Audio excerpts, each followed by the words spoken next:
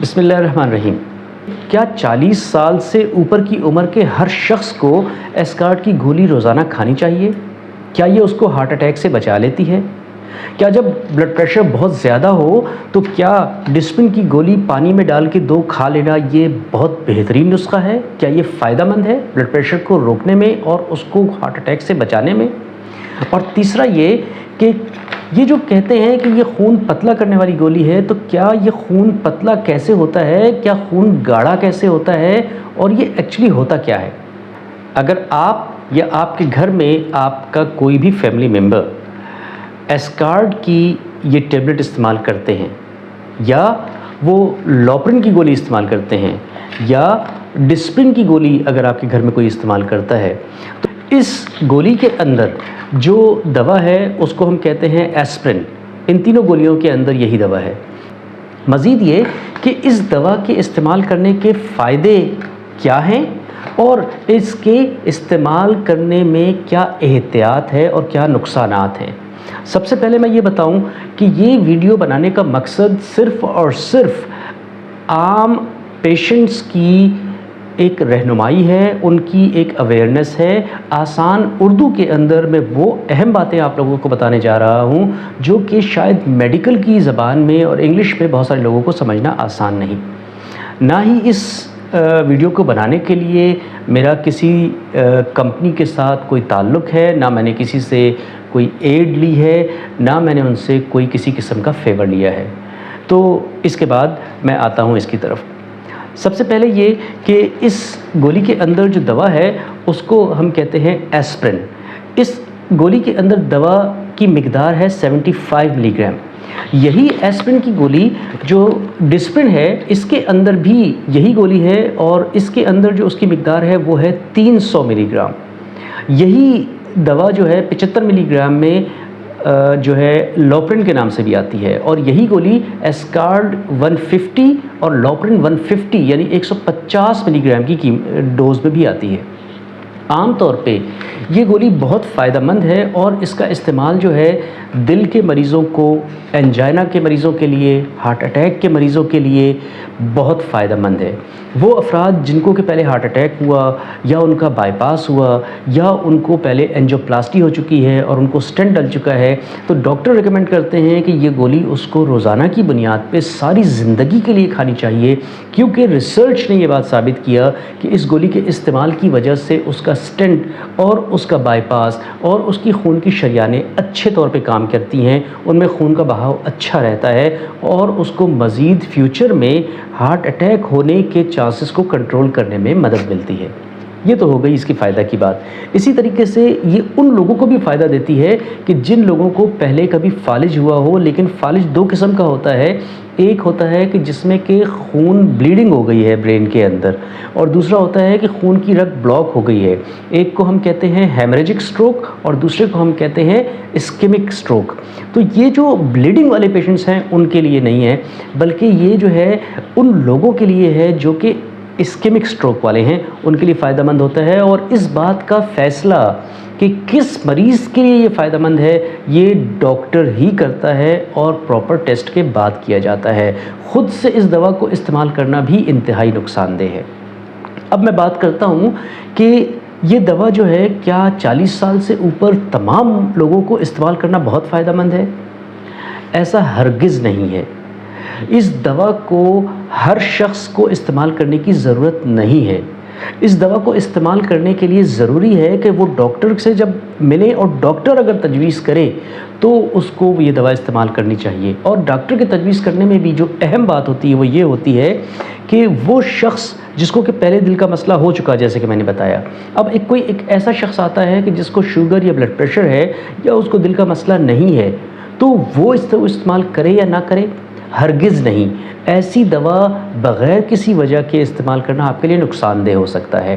اس کے لیے ڈاکٹرز، خاص طور سے جو دل کے ڈاکٹر ہیں، وہ مریض کا رسک چیک کرتے ہیں کہ اس کو فیوچر میں اگلے 10 سال میں یا اگلے 20 سال میں دل کا یا خون کی رگوں کا یا مسئلہ ہونے کے اس کے کتنے امکانات ہیں. اگر وہ رسک 10% سے کم ہو تو ہم کہتے ہیں یہ لو رسک ہے اور اس کو اس گولی کو استعمال نہیں کرنا چاہیے. لیکن اگر وہ انٹرمیڈیٹ یعنی 15% یا 20% ہائی رسک میں ہو تو ہم اس کو سجیسٹ کرتے ہیں کہ آپ کو یہ گولی کا استعمال کرنا فائدہ مند ہے. اب وہ رسک کیسے کیلکولیٹ ہوگا؟ ظاہر ہے کہ آپ کو اس کے لیے ڈاکٹر کے پاس جانا ضروری ہے اور وہ آپ کے چیک اپ کے بعد، آپ کے ٹیسٹوں کے بعد وہ اس بات کا فیصلہ کر سکتا ہے. اگر کسی شخص کو بلڈ پریشر اور شوگر ہو تو ضروری نہیں ہے کہ ہر اس شخص کو ہم یہ گولی جو ایسکارٹ کی ہے اور لوپرین کی ہے یا ڈسپرین کی ہے وہ دے دیں اور وہ اس کو فائدہ دے گی، بلکہ اس کو چیک کرنا ضروری ہے. نمبر 2، کیا جب کسی کا بلڈ پریشر زیادہ ہو تو اس کو یہ ڈسپرین کی گولی، بہت سارے لوگ میرے پاس آتے ہیں کہ جی بلڈ پریشر زیادہ ہوا اور 160 170 180 تک پہنچ گیا اور ہم نے 2 گولی ڈسپرین پانی میں ڈال کے پی لی. میں آپ کو یہ بتاؤں کہ یہ انتہائی خطرناک ایکٹ ہے. جب بلڈ پریشر زیادہ ہو اور اگر آپ یہ گولی کھاتے ہیں اس وقت یا اس کو پانی میں گھول کے پیتے ہیں یا ڈسپرین کی یا لوپرین کی یا ایسکارٹ کی گولیاں زیادہ کھاتے ہیں تو یہ خون کی بلیڈنگ کو بڑھانے کی بہت بڑی وجہ ہو سکتی ہے اور خاص طور سے وہ بھی برین کے اندر، یعنی کہ فالج کی اور سٹروک کی وجہ ہو سکتی ہے. تو کبھی بھی ہائی بلڈ پریشر کے دوران ڈسپرین کی گولی کو استعمال نہیں کرنا ہے جب تک کہ بلڈ پریشر کنٹرول نہ ہو اور ایک ڈاکٹر آپ کو اس بات کا مشورہ نہ دے. تیسری چیز یہ کہ یہ بلڈ پریشر پتلا، یہ گولی جو ہے خون کو پتلا کرتی ہے. یہ عام طور پہ لوگ کہتے ہیں یہ خون کو پتلا کیسے کرتی ہے، وہ خون کو پتلا کرنا صحیح بات ہے یا نہیں ہے. یہ عام طور پہ لوگوں کو سمجھانے کے لیے ایک بات رائج ہو گئی کہ خون کو پتلا کرتی ہے، لیکن حقیقت میں یہ گولی خون کو پتلا نہیں کرتی. کیا ہوتا ہے کہ جب کسی کو ہارٹ اٹیک یا فالج ہوتا ہے تو اس کے اندر جو خون کے کلاٹس ہیں، خون کا کلاٹ بننا کیا ہوتا ہے، خون کا جمنا کیا ہوتا ہے. اگر کسی کو کبھی چوٹ لگی ہو تو تھوڑی دیر کے بعد خون جم جاتا ہے اور یہ قدرتی ایک نظام ہے کہ اس جگہ سے بلیڈنگ کو رکے، لیکن وہ کلاٹ آہستہ آہستہ وہ ایک کھرن بنتی ہے اور سخت ہو جاتا ہے. بظاہر تو یہ بہت ہی نازک سی بات ہے، لیکن اگر یہ دل کی شریان یا برین کی شریان، دماغ کی شریانوں کے اندر کوئی کلاٹ بن جائے تو کیا ہوتا ہے کہ وہ ہارٹ اٹیک یا فالج کی وجہ بن سکتا ہے، کیونکہ وہ اس کو بلاک کر دے گا. تو کیا ہے، اس کلاٹ کے بننے کا جو قدرتی نظام ہے اس کے اندر یوز ہوتے ہیں پلیٹلیٹس، یعنی خون کے وہ ذرات جو کہ خون کو کلاٹ بنانے میں ہیلپ دیتے ہیں. یہ دوا کا مین کام یہ ہے کہ یہ پلیٹلیٹس کو کلاٹ بنانے سے روکتی ہے، آپ کے خون کو پتلا نہیں کرتی. یہ دوا خون میں پلیٹلیٹس کو جمنے سے، کلاٹ کے ساتھ اٹیچ ہونے سے روکتی ہے، جس کی وجہ سے کلاٹ مضبوط نہیں ہو پاتا اور وہ رگ کھلی رہتی ہے، اس میں خون کا بہاؤ اچھا رہتا ہے. اب یہ تو اس کا فائدہ ہو گیا، لیکن آپ امیجن کریں کہ اگر کوئی شخص یہ استعمال کر رہا ہے اور اس کو کبھی کوئی بلیڈنگ ہو، کوئی چوٹ لگے تو ضرور وہ شخص کا خون جلدی نہیں رکے گا. کیوں؟ کیونکہ نیچرلی کلاٹ کو ہم نے روکنے کی دوا دے دی ہے. تو ایسے لوگ جو کہ یہ دوا استعمال کرتے ہیں، بہت ممکن ہے کہ ان کو چوٹ لگنے کی صورت میں ان کے جو ہے بلیڈنگ زیادہ ہو، یا ان کے اوپر بعض اوقات جب وہ انجیکشن لگواتے ہیں یا کوئی ٹیسٹ کرواتے ہیں یا ویسے کوئی چوٹ لگتی ہے تو وہ دیکھتے ہیں نیلے دھبے پڑے ہوتے ہیں ان کے جسم کے اوپر اور وہ یہ گولی استعمال کر رہے ہوتے ہیں. یہ اس بات کی نشانی ہے کہ ان کے خون کے اندر کلاٹنگ کم ہوتی ہے، جس کی وجہ سے ان کے اندر بلیڈنگ جلد کے اندر ہو رہی ہے. تو اب یہ 3 اہم باتوں کا میں نے آپ کو جواب دیا. اب میں آپ کو بتاؤں کہ اس کے استعمال کرنے والے لوگوں کو احتیاط کیا کرنی ہے.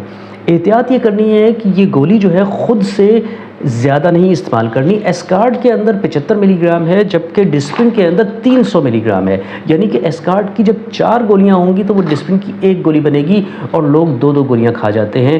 عام طور پہ کیا ہوتا ہے کہ یہ بہت سارے کاموں میں استعمال ہوتی ہے. مثال کے طور پہ یہ سر درد کی بھی بہترین دوا ہے.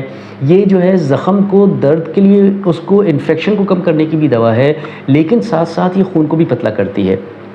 اس لیے خود سے دواؤں کا استعمال نہیں کرنا ہے. اب ہوتا کیا ہے کہ جو لوگ یہ گولی ریگولر استعمال کر رہے ہیں اور ان کی ایج زیادہ ہے، وہ اور دوائیاں بھی استعمال کر رہے ہیں. یہ گولی کے اوپر لکھا ہوا ہے انٹیرک کوٹڈ. انٹیرک کوٹڈ کا مطلب ہے کہ اس کے اوپر ایک خاص جھلی انہوں نے چڑھائی ہوئی ہے جو کہ اس کے معدے کے اندر تیزابیت کی وجہ نہیں بننے دیتی. اگر آپ یہ گولی کھاتے ہیں، ریگولر بیسس پہ کھاتے ہیں، تو یہ خاص طور سے معدے کے اندر تیزابیت کو بڑھانے کی وجہ بنتی ہے، اور بزرگوں میں یہ ایک وجہ ہو سکتی ہے کہ معدے کے اندر السر ہو یا معدے کے اندر تیزابیت ہو یا آنتوں کے اندر چھوٹے چھوٹے زخم بن جائیں اور اس کی وجہ سے خون رستا رہے۔ اب کیا ہوتا ہے کہ ایسے بعض اوقات ایسے جب ڈاکٹر کے پاس بزرگ آتے ہیں تو ان کا خون کا ٹیسٹ کرنے سے پتہ لگتا ہے کہ ان کے اندر خون کی کمی ہے، اور بہت بڑی وجہ یہ ہوتی ہے کہ یہ کسی معدے یا آنتوں کے اندر زخم کی وجہ سے وہ خون جو ہے پخانے کے ذریعے اب لال رنگ میں تو نہیں نکل رہا کیونکہ وہ دوسری بیماری ہے، یہ نکلتا ہے تھوڑا بلیک کلر میں، جیسے کہ یہ بالکل بلیک ڈارک ان کو خون آتا ہے اور ان کو پتہ بھی نہیں لگتا کہ یہ خون ہے یا نہیں ہے۔ وقت کے ساتھ ان کے اندر خون کی کمی ہوتی ہے، کمزوری کی علامات ہوتی ہیں، دل کے پٹھے کمزور ہو جاتے ہیں، پورا جسم کمزور ہو جاتا ہے، لیکن ان کو پتہ ہی نہیں ہوتا کہ یہ اصل میں دوا کے استعمال کی وجہ سے، کالا پخانہ آنے کی وجہ سے خون اس میں ضائع ہو رہا ہے۔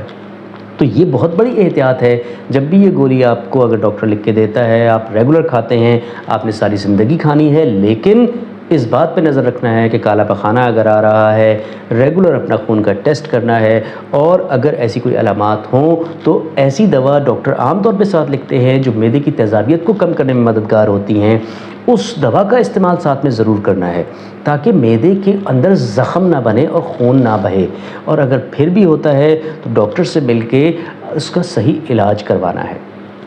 اب ہم آتے ہیں اس بات پہ کہ یہ دوا جو ہے اگر وہ شخص بھی استعمال کریں، وہ لوگ بھی استعمال کریں کہ جن کو اس کی ضرورت نہیں ہے، عام طور پہ کیا ہوتا ہے کہ وہ بہت سارے لوگ ہی 40 سال کی عمر کے بعد اس کو استعمال کر لیں تو ان کے اندر بلیڈنگ کا رسک اور معدے کا رسک 2 سے 2.5 گنا ریسرچ نے ثابت کیا کہ ان کو زیادہ ہونے کا چانس ہے۔